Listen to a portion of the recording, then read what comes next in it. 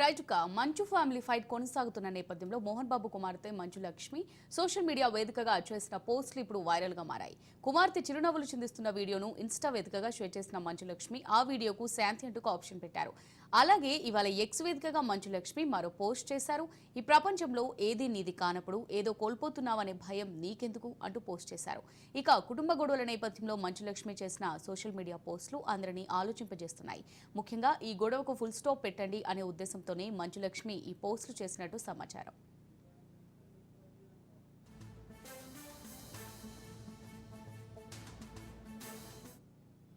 Family ఇష్యూపై నేడు continental ఆసుపత్రిలో Mohan Babu press meet పెట్టనున్నారు. ఈ ప్రెస్ మీట్ లో జల్పల్లి ఘటనను వివరించే అవకాశం ఉంది. అలాగే పోలీసులు నోటీసులు ఇచ్చిన నేపథ్యంలో నిన్న సిపి ఎదుట మంచు మనోజ్, విష్ణు హాజరయ్యారు. దీంతో జల్పల్లి ఘటనపై సిపి ఇరువురిని విచారించారు. శాంతి భద్రతలకు విఘాతం కలిగించొద్దని సిపి సూచించారు.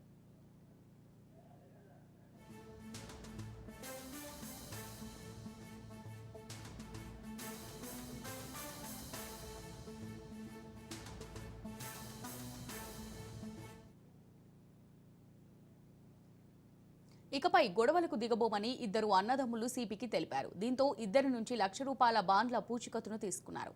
అయితే మళ్లీ ఎలాంటి గొడవ జరిగినా ఇద్దరిదే బాధ్యత అంటూ సిపి హెచ్చరించారు.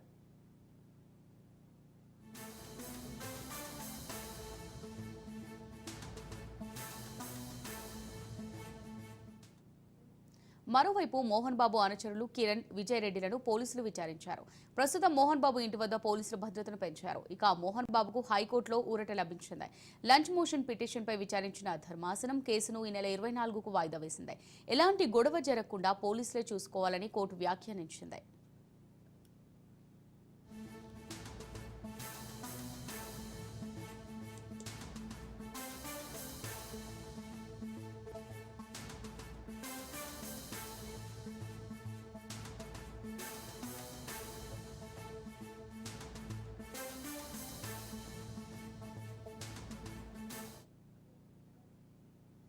రైటుగా దీనికి సంబంధించి మరిన్ని డీటెయిల్స్ మా ప్రతినిధి రత్నకుమార్ అందిస్తారు. రత్నకుమార్, మరి మంచు మోహన్ బాబు కుమార్తె మంచు లక్ష్మి సోషల్ మీడియా వేదికగా చేసిన పోస్టులు ఇప్పుడు వైరల్ గా మారాయి. సో పీస్ అంటూ, అలాగే నీ దగ్గర ఏం లేనప్పుడు ఏదో కోల్పోతున్నావనే భయం ఎందుకు లాంటి పోస్టులు అయితే మంచు లక్ష్మి ట్విట్టర్ వేదికగా అలాగే ఇన్స్టా వేదికగా అయితే చేశారు. సో వీటి వెనుక ఆంతర్యం ఏంటి అనుకోవచ్చు? దీనికి సంబంధించి డీటెయిల్స్ ఏంటి? వాస్తవానికి ఎప్పుడైతే మంచు మనోజు తను వెళ్ళగొక్కుతున్నటువంటి అసంతృప్తికి సంబంధించి మొదట సైలెంట్ గా ఉండటం, ఆ తర్వాత మీడియా ముఖంగా వచ్చి మాట్లాడటం కావచ్చు, మొదట పరోక్షంగా డైల్ 100 ద్వారా ఫిర్యాదు చేయడం, ఆ తర్వాత ఏకంగా పోలీస్ స్టేషన్ కి వెళ్లి తను ఎదుర్కొంటున్నటువంటి ఇబ్బందులకు సంబంధించి, తన ఇంటిపై జరిగినటువంటి దాడి, తన భార్య పిల్లలకు ఎదుర్కొన్నటువంటి వాళ్ళని ఏ రకంగా భయపెట్టారు, ఈ విషయాలన్నింటినీ కూడా మెన్షన్ చేస్తూ ఆయన పోలీస్ స్టేషన్ లో ఫిర్యాదు చేయడం జరిగింది. దాని ప్రకారం ఇప్పుడు కేసు నమోదు చేసి ఎవరైతే నిందితులు ఉన్నారో వాళ్ళందరినీ కూడా పోలీసులు పట్టుకునేటువంటి ప్రయత్నం చేస్తున్నారు. అందులో నుంచి ఒక ఇద్దరిని కూడా పోలీసులు ప్రస్తుతానికి అదుపులోకి తీసుకొని అరెస్ట్ చేశారు. ఇక గొడవకు సంబంధించి మొదటి నుంచి కూడా ఇందులో చాలా కీలకంగా మనోజు చెప్పడం జరిగింది. ఇందులో విష్ణు యొక్క పాత్ర అనేది చాలా కీలకంగా ఉంటుంది. అలాగే శ్రీ విద్యా నికేతన్లో పనిచేస్తున్నటువంటి వినయ్ అనే వ్యక్తి యొక్క పాత్ర ఉంది. వీళ్ళందరూ కూడా తన తండ్రి భుజం పైన గన్ను పెట్టి కాల్చే ప్రయత్నం చేస్తున్నారు అని అంటూ కూడా చాలా స్ట్రైట్ ఫార్వర్డ్ గానే తను ఎదుర్కొంటున్నటువంటి ఇబ్బందిని మెన్షన్ చేశారు. అయితే ఎప్పుడైతే గొడవ అనేది బయటకు వచ్చిన తర్వాత మరుసటి రోజు వెంటనే ఉదయం ప్రజెంట్ ముంబైలో ఉంటున్న మంచు లక్ష్మి హుటాహుటిన హైదరాబాద్ చేరుకుని జల్పల్లి నివాసంలో మంచు మనోజ్ తో సమావేశమైంది. కొన్ని గంటల పాటు ఇద్దరు కూడా చర్చించుకున్నారు. ఏ రకంగా అసలు తండ్రి మోహన్ బాబుతో గొడవైంది, ఎందుకు గొడవ పడాల్సి వచ్చింది, అసలు ఏం జరిగింది అనేటువంటి విషయాలన్నీ కూడా ఆమె మనోజ్ తో డిస్కషన్ చేశారు. కానీ కొన్ని గంటల తర్వాత డిస్కస్ చేసిన వెంటనే ఆమె ఇంటి నుంచి వెళ్లిపోవడం జరిగింది. మరలా ఆమె తిరిగి రాలేదు. ఇక ప్రస్తుతం ఆమె తిరిగి ముంబై వెళ్ళిపోయిన తర్వాత తన కుమార్తెతో కలిసి ఇప్పుడు ఏదైతే సోషల్ మీడియా వేదికగా, ముఖ్యంగా ఇన్స్టాగ్రామ్ వేదికగా పెట్టినటువంటి పోస్ట్ ఏదైతే ఉందో, పీస్ ను కోరుకుంటూ అలాగే ఒక మ్యూజిక్ ని డివోషనల్ మ్యూజిక్ ని యాడ్ చేస్తూ పెట్టినటువంటి పోస్ట్ కు సంబంధించి మాత్రం కొంత చర్చ అయితే జరుగుతోంది.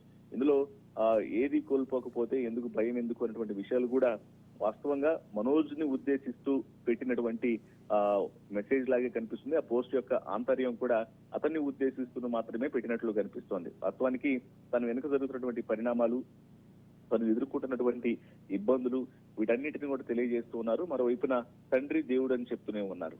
సో ఒక రకంగా అన్న విష్ణు మీద తన యొక్క అసంతృప్తిని వ్యక్తం చేస్తున్నారు. తన అనుచరుల నుంచి కూడా ఎదురవుతున్నటువంటి ఇబ్బందుల్ని, అలాగే తమ విద్యా సంస్థలు, వ్యాపార సంస్థలు జరుగుతున్నటువంటి అవకతవకలు, వీటన్నింటినీ మెన్షన్ చేస్తూ ఉన్నాడు. కాబట్టి సో ఏమీ జరగట్లేదు అనుకున్నప్పుడు ఎందుకు ఇబ్బంది పడటం అని చెప్పారంటూ కూడా ఇండైరెక్ట్ గా మనోజ్ను ఉద్దేశిస్తూనే ఈ పోస్ట్ పెట్టారు అనేటువంటి విషయాలను కూడా తెలియజేస్తూనే ఉంది. మరోవైపున శాంతి అనేటువంటి విషయాన్ని కూడా, అంటే కొంచెం పీస్ అనేది, అంటే ఈ గొడవలకు సంబంధించి ఫుల్ స్టాప్ అనేది పడుతూ కొంత మనశాంతిగా ఉండాలనేటువంటి ఇంటెన్షన్ కూడా తను తెలియజేస్తున్నట్లు కూడా ఈ యొక్క పోస్ట్ లో చాలా క్లిష్టంగా మనకు వినిపిస్తోంది.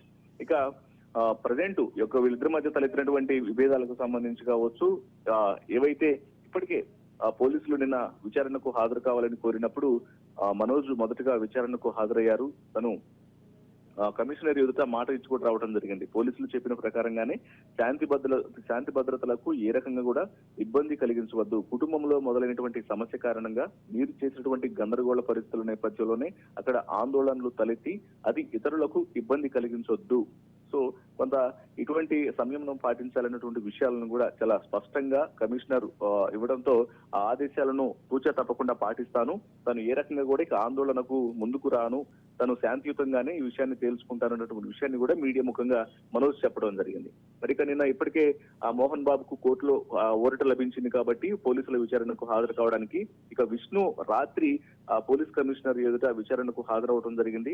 తాను కూడా విచారణలో పాల్గొని తాను కూడా శాంతి భద్రతలకు సంబంధించి ఎటువంటి ఇబ్బందులు అనేవి తలెత్తకుండా కుటుంబంలో మొదలైనటువంటి సమస్య కారణంగా వేరే ఎవరికి కూడా ఇబ్బంది అనేది కలగకుండా తాము ఖచ్చితంగా సంయమనం పాటించి కూడా ఇది సానుకూలంగా సమస్య ఒక కొలిక్కి వచ్చేంత వరకు కూడా కొంత సంయమనం పాటిస్తాము, సానుకూలంగానే ఉంటాము, ఇటువంటి శాంతి భద్రతలకు ఇబ్బంది కలిగించకుండా మేము కొంత నెమ్మదిగానే వ్యవహరిస్తూ ముందుకు పోతామనే విషయాన్ని కూడా కమిషనర్ ఎదుట చెప్పడం జరిగింది. అయితే ఇప్పుడు మనకు తాజాగా అందుతున్నటువంటి సమాచారాన్ని బట్టి నిన్న ఎప్పుడైతే మీడియా ప్రతినిధుల మీద దాడి జరిగిందో, దాడి జరిగిన తర్వాత మోహన్ బాబు చేసినటువంటి అటాక్ కు సంబంధించి మీడియా ప్రతినిధుల మీద ఆయన దాడి చేసిన పరిస్థితికి సంబంధించి అప్పటికే ఉద్దేశపూర్వకంగా దాడి చేశారన్నటువంటి ఉద్దేశంతో పహాడ్ షరీఫ్ పోలీస్ స్టేషన్ లో సెక్షన్ 118 ప్రకారం కేసు నమోదైంది. ఇక ఇది హత్యాయత్నం కింద ఖచ్చితంగా కేసు నమోదు చేయాలని నిన్నటి నుంచి పెద్ద ఎత్తున ఒత్తిడి వస్తున్నటువంటి నేపథ్యంలోనే కేసును పూర్తిగా పరిశీలించిన తర్వాత అక్కడ వాస్తవాలన్నింటినీ కూడా కొంత విచారణ చేసి తెలుసుకున్న తర్వాత పోలీసులు ఇప్పుడు బిఎన్ఎస్ యాక్ట్ ప్రకారం 109 సెక్షన్ 109 కింద, అంటే హత్యాయత్నం కింద కూడా కేసు నమోదు చేసినట్లు మోహన్ బాబు మీద తెలుస్తోంది. సో పోలీసుల యొక్క కేసుకు సంబంధించి కొంత దర్యాప్తును కూడా వేగవంతం చేయడం జరిగింది. ఇక మరోవైపు ఇప్పటికే కాంటినెంటల్ హాస్పిటల్లో మోహన్ బాబు వైద్యం తీసుకుంటున్నారు. తను ఆ యొక్క దాడి తర్వాత కొంత బీపీ ఎక్కువ అవటం, ఆ తర్వాత ఆయనకు డిప్రెషన్, యాంగ్జైటీ, అన్కాన్షియస్నెస్ ఇలా రకరకాల అనారోగ్య సమస్యలతో బాధపడుతూ కాంటినెంటల్ హాస్పిటల్ కు చికిత్స నిమిత్తం వచ్చారు. సో ప్రస్తుతం ట్రీట్మెంట్ జరుగుతుంది. అలాగే సిటీ స్కాన్లు, పలు రకాల వైద్య పరీక్షలు కూడా చేస్తున్నామని నిన్న ఒక హెల్త్ బులెటిన్ ద్వారా వైద్యులు తెలియజేశారు. ఇక ఇవాళ మనకు అందుతున్నటువంటి సమాచారాన్ని బట్టి ఆయన ఒక మీడియా సమావేశాన్ని ఏర్పాటు చేసి పూర్తిగా తమ ఇంట్లో జరుగుతున్నటువంటి పరిణామాలు, గొడవలు ఏ రకంగా మొదలయ్యాయి, దీనంతటికీ కారణం ఏంటి, అది వెనకాల ఎవరున్నారు, ఏం జరుగుతుంది అనేటువంటి విషయాలకు సంబంధించి కూడా ఒక స్పష్టత అయితే ఇవ్వబోతున్నారు అనేటువంటి విషయం కూడా మనకు ఈ మీడియా సమావేశంలో ఆయన చెప్పే అవకాశాలు ఉన్నట్లు కూడా తెలుస్తుంది. మరి ఆయన మీడియా సమావేశాన్ని ఏర్పాటు చేస్తారా, చేయరా, లేకపోతే ఒకవేళ పోలీసులు ఇచ్చినటువంటి ఆదేశాలను బట్టి కొంత శాంతియుతంగానే ఇంటర్నల్ గా డిస్కషన్ చేస్తారా ఈ యొక్క వివాదాలకు సంబంధించి అనేది కూడా కొంత వేచి చూడాల్సినటువంటి అవసరం అయితే ఉంది. ఇక మరోవైపున పోలీసులు మోహన్ బాబు ఎప్పుడైతే కోరడం జరిగిందో తమకు ఇంటి పోలీసుల, స్థానిక పోలీసుల చేత పికెటింగ్ ఏర్పాటు చేయాలి, కొంత సంరక్షణ పరమైనటువంటి ఇబ్బందులు ఉన్నాయి, సెక్యూరిటీ పరమైనటువంటి ఇష్యూస్ ఉన్నాయి, ఆస్తులకు సంబంధించి సంరక్షణ కరువైంది, అలాగే తమ ప్రాణాలకు కూడా కొంత ఇబ్బందికరమైన పరిస్థితులు ఎదురవుతున్నాయి అనేటువంటి విషయాలను కూడా మెన్షన్ చేస్తూ ఆయన ఫిర్యాదు చేయడం జరిగింది. కాబట్టి ప్రతి 2 గంటలకు ఒకసారి జల్పల్లి నివాసం వద్ద మోహన్ బాబు ఇంటి పరిసర ప్రాంతాల్లో కూడా కట్టుదిట్టమైనటువంటి భద్రతను పర్యవేక్షిస్తూ ఉండాలనే ఆదేశాలు కోర్టు నుంచి కూడా పోలీసులకు వచ్చాయి. కాబట్టి ఇక ఆ రకంగా కూడా పోలీసులు కొంత భద్రతను అయితే మోహన్ బాబు ఇంటి దగ్గర ఏర్పాటు చేయడం జరిగింది. మరి ఇక ఇప్పటికే మనోజ్ ఇచ్చినటువంటి ఫిర్యాదు ఆ రకంగా కూడా కేసు అనేది దర్యాప్తు ముందుకు వెళ్తూ ఉంది. ఇప్పటికే దాదాపు 10 మంది వ్యక్తులు వచ్చి తమ ఇంటి మీద దాడి చేసి సీసీ ఫుటేజ్లను మాయం చేశారు అనేటువంటి విషయాలను కూడా మెన్షన్ చేశారు. కాబట్టి అందులో నుంచి ఎవరైతే కీలక సూత్రధారులు, పాత్రధారులు ఉన్నారో విజయ్, కిరణ్, వీళ్ళిద్దరిని కూడా పోలీసులు అరెస్ట్ చేసి అదుపులోకి తీసుకున్నారు. వాళ్ళని ప్రస్తుతం పోలీసులు విచారిస్తున్నారు. ఇక మరికొంతమంది నిందితులు ఎవరైతే ఉన్నారో పరారీలో ఉన్న వారి కోసం గాలింపు చర్యలు చేపట్టినట్లు కూడా మనకు సమాచారం అందుతోంది.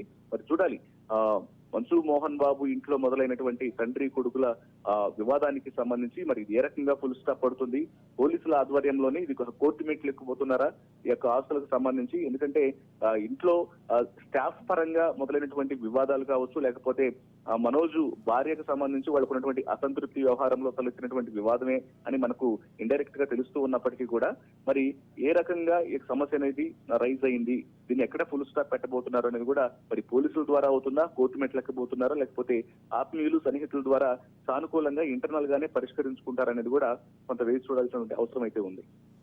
Right, thanks for the updates Ratnakumar.